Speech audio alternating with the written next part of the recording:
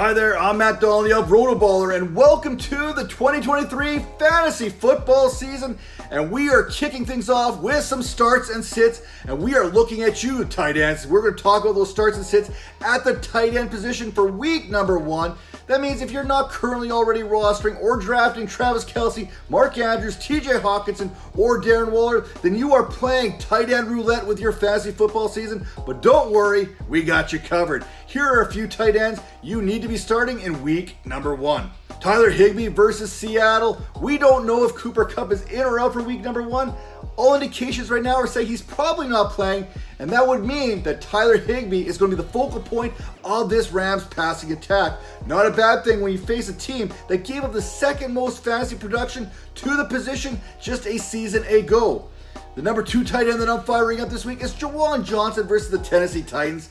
Derek Carr, he loves to target tight ends, and so did the Titans' opponents in 2022. We are talking about a Tennessee team that allowed 143 targets to the position in 2022, which is more than any other team, and that translated into 1,144 yards and 8 touchdowns. Need another tight end to start? How about Gerald Everett against the Miami Dolphins? The Dolphins allowed the 6th most fantasy points last season, allowing tight ends to average 13.5 fantasy points per game, thanks to yielding the 4th most touchdowns to the position.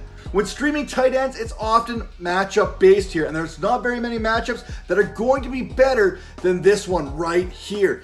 It also doesn't hurt when you have an elite quarterback throwing you the ball in a game that is expected to be an absolute shootout. Now, how about some tight ends that you need to be sitting? I'm looking at Pat Freiermuth here versus the San Francisco 49ers. Now, I hope that the addition of Darnell Washington allows Freiermuth to play the slot a little bit more than he did last season. But the 49ers, they held opposing tight ends to under 9 fantasy points per game and gave up just 3 touchdowns. There's also a problem with this whole thing. There's a dude named Nick Bosa that's going to be kind of needing a little bit of help there and trying to stop him. The number 2 tight end that I'm fading here in week number 1 is Cole Kmet of the Bears against the Packers. Now, I expect Kmet to get off to a better start in 2023 than he did in 2022. But in that week 2 contest against the Packers, the Pack, they held him to 0 receptions on just a single target. Now, Kmet, he did have a better game the second time around, but we are talking about the early season struggles that have started to kind of creep up here lately. That said, Green Bay, they held opposing tight ends to the 6th fewest fantasy points in 2022.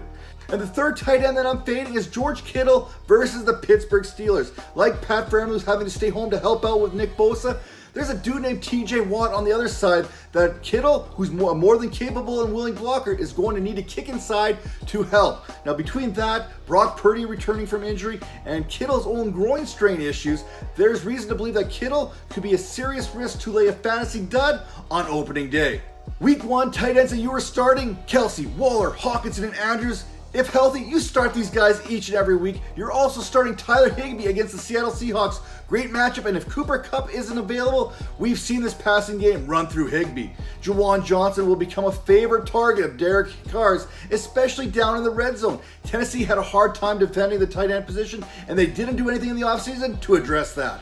Gerald Everett, if you punted tight ends in your draft this week, Everett faces a Dolphins team that has surrendered 10 touchdowns to the position in 2022. Let's be honest, the tight end position is a fade pretty much each and every week, but I'm certainly avoiding Pat Freiermuth and George Kittle this week.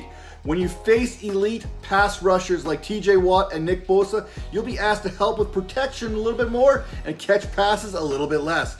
I'm also sitting Cole Kmet this week, who's finished strong last season after a slow start. Unfortunately, he faces one of the stingiest teams against the position right here in week number 1, and that's not going to help him get off to a good start in 2023.